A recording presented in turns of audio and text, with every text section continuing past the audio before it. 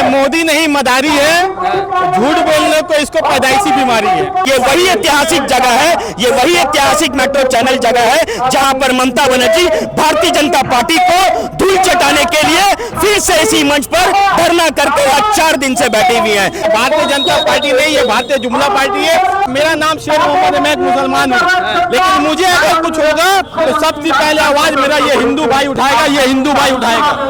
याद रखिए, ये है बंगाल की संस्कृति। हिंदू है ना, ये देश का हिंदू है, भारतीय जनता पार्टी का हिंदू नहीं है। ये हरियाणा, महाराष्ट्र या बिहार नहीं है, ये बंगाल है।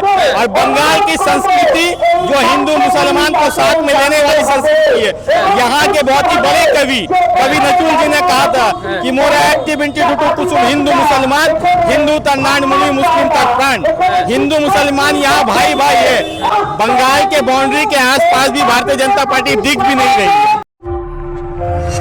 एसआईआर को लेकर के पश्चिम बंगाल के अंदर अब विवाद थमने का नाम नहीं ले रहा है। एसआईआर की फाइनल लिस्ट आ गई है, लेकिन उसके बाद लगातार पश्चिम बंगाल में जिस तरीके से सियासी सरगर्मी तेज है, यहाँ पर देखिए अब पश्चिम बंगाल की मुख्यमंत्री पीछे धरने पर बैठी हुई है।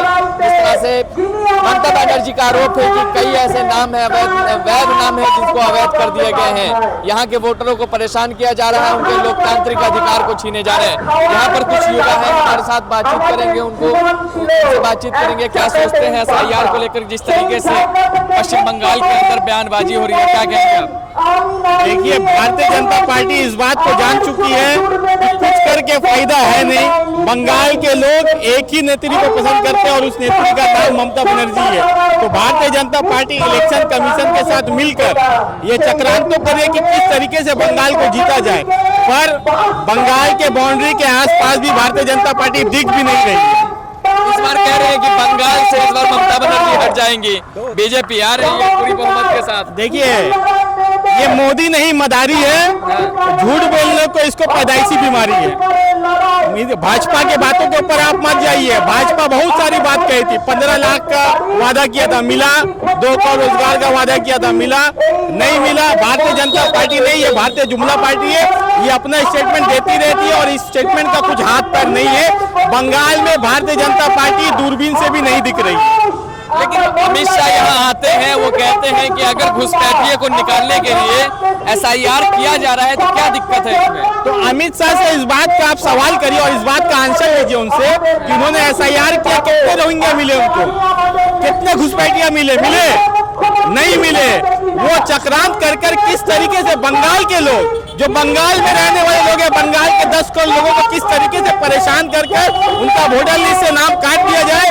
पर याद रखिए, हमारी नेत्री बैठी हुई है। हमारी नेत्री सड़क से लेकर संसद तक और संसद से लेकर कोर्ट तक इस लड़ाई को लड़ेंगे और इस लड़ाई को जीतेंगे। याद रखिए, सत्य को परेशान किया जा सकता है पर सत्य को पराजित कभी नहीं किया जा सकता है। और ममता बनर्जी सच्चाई के साथ है और जीत हमारी होगी। कब तक ममता बनर्जी आके बैठी रहेंगी?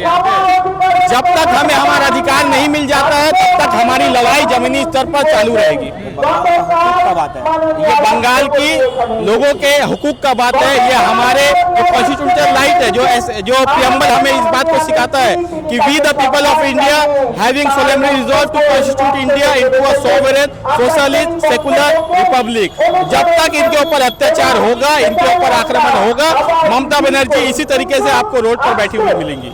लेकिन फिर चूंकि आप दूरबीन से नहीं दिखने की बात बीजेपी को कर रहे हैं और यहाँ पर जो नेता है वो कह रहे हैं कि आने वाले समय में ममता बनर्जी नहीं दिखेंगे। जो नेता इस बात को कह रहे हैं वो नेता ममता बनर्जी के नाम को यूज कर अपना थोड़ा सा पॉपुलैरिटी बनाने मांग रहे हैं।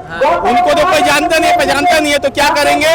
ममता बनर्जी को पकड़ो, ममता बनर्जी को 2 बात बोलो और फेमस हो जाओ। अगर ऐसे ही आपको फेमस होना है तो बंगाल की जनता आपको अच्छा से फेमस करेगी। याद रखिएगा, वोट आ रहा है, आपका जमानत जब्त हो जाएगा।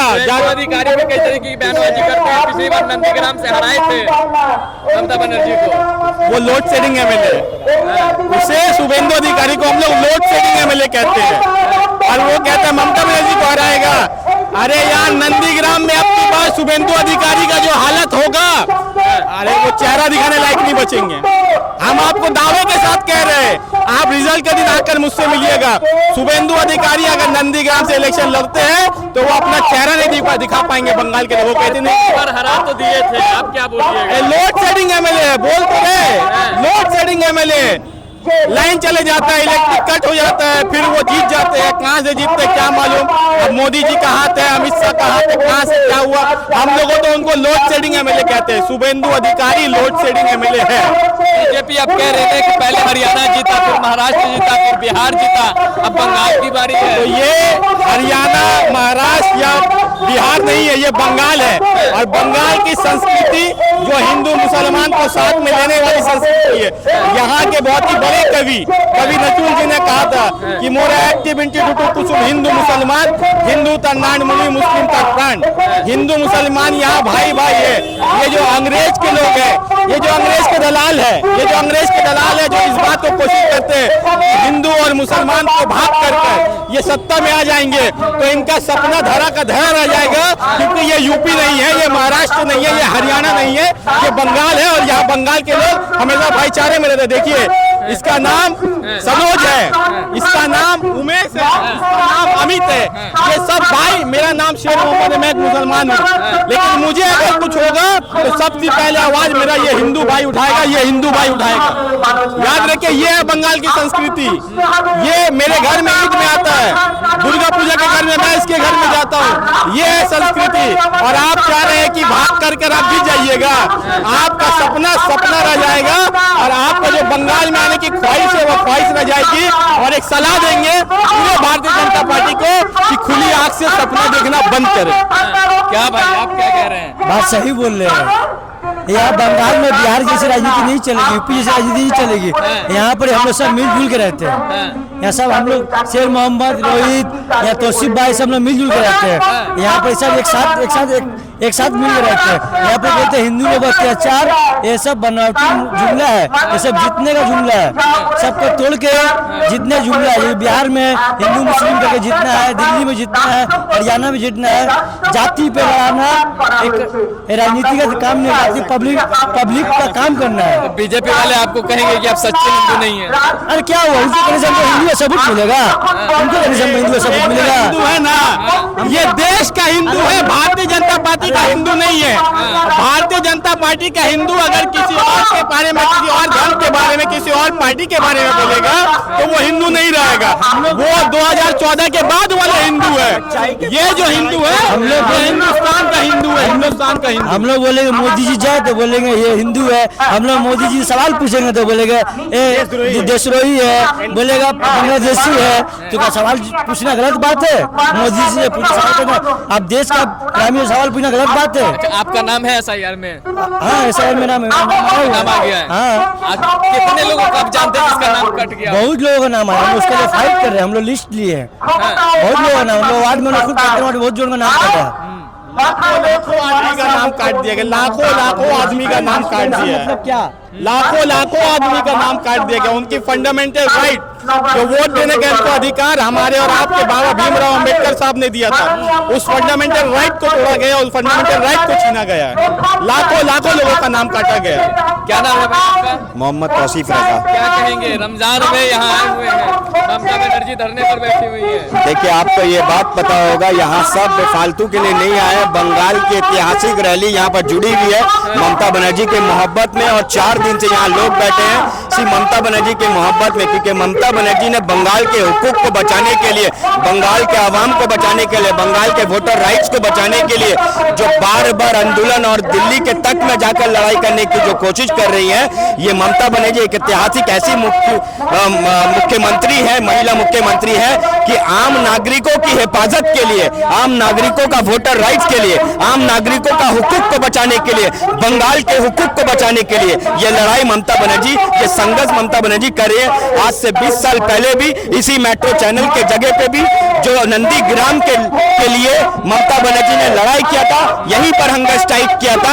आज से 20 साल पहले जब नंदीग्राम में टाटा को लाने की कोशिश की गई थी, तो नंदीग्राम का आंदोलन ममता बनर्जी ने इसी मेट्रो चैनल का मंच पे यहाँ पर किया था, जो CPM के 34 साल के वामफ्रंट हुकूमत को धूल चटा दिया था। इसी जगह से ये बात आपको पता है, और ये वही ऐतिहासिक ऐतिहासिक जगह है, ये वही ऐतिहासिक मेट्रो चैनल जगह है जहां पर ममता बनर्जी भारतीय जनता पार्टी को धूल चटाने के लिए फिर से इसी मंच पर धरना करके आज 4 दिन से बैठी हुई हैं। ये बात पूरे हिंदुस्तान के अवाम को पता है, ये बात पूरे हिंदुस्तान का अवाम जानता है। जिस तरीके से सिटिंग चीफ मिनिस्टर होते हुए दिल्ली के सुप्रीम कोर्ट में जाकर अपनी केस की लड़ाई लड़ रही थी, ये बात पूरा भारतवर्ष इस बात को जानता है, ये पूरा भारतवर्ष इस बात को समझ चुका है कि हमारी मुख्यमंत्री ममता बनर्जी ने जो कर दिखाया है पूरे हिंदुस्तान के हित के लिए, पूरे हिंदुस्तान की एकता के लिए, पूरे हिंदुस्तान की सोसाइटी के लिए, पूरे हिंदुस्तान को बेहतर करने के लिए, पूरे हिंदुस्तान के लिए लड़ाई किया है। तो आप लोग हटेंगे नहीं जब तक बंगाल के लोगों का अधिकार नहीं मिलता, बंगाल के लोगों का वोटर राइट्स नहीं मिलता, ममता बनर्जी इसी मन से अपनी गुहार लगाती रहेंगी। अरे कह रहे कुछ ही दिनों में चुनाव का अनाउंस हो जाएगा पश्चिम बंगाल में, और इसके लिए ममता बनर्जी यहाँ पर अपनी राजनीति रोटियां सेकने के लिए आई हुई है। ये बात वो लोग कहेंगे जो लोग केजरीवाल को दिल्ली में भ्रष्टाचार कहकर जेल में डालकर और इलेक्शन की राजनीति की थी। केजरीवाल को कहा था भ्रष्टाचार है, पूरे इलेक्शन के कैंपेनिंग में केजरीवाल को भ्रष्टाचार बोलने वाले लोग आज अनपढ़ जाहिल रेखा गुप्ता जैसी चीफ मिनिस्टर को, जिसको संस्कृति का पता नहीं, वो दिल्ली के चीफ मिनिस्टर बनकर बैठी हैं और दिल्ली के आम जनता को बेहाल कर रही हैं, परेशान कर रही हैं। और यहाँ पर ये लोग कहते हैं कि ममता बनर्जी इलेक्शन की राजनीति करे। इलेक्शन की राजनीति सीखना है तो भारतीय जनता पार्टी से सीखे कि जब जहां पर रीजनल पार्टी है वहां पर घोटाले के नाम पर लोगों को अरेस्ट करके बंदी बना लिया जाता है, लोगों को परेशान किया जाता है, कभी कभी ईडी सीबीआई को घुसा दिया जाता है। ये लोग हर तरीके का एक एजेंसी को घुसाकर इलेक्शन की राजनीति करती है। ममता बनर्जी काम के आधार पर राजनीति करती है, ममता बनर्जी काम पे विश्वास करती है, ममता बनर्जी लोगों का कंधे से कंधे को मिलाकर एक साथ होकर आपको इसी मंच पे नजर आ रही है। आज आम जनता के बीच में बैठकर लोगों की समस्या को समझ रही है।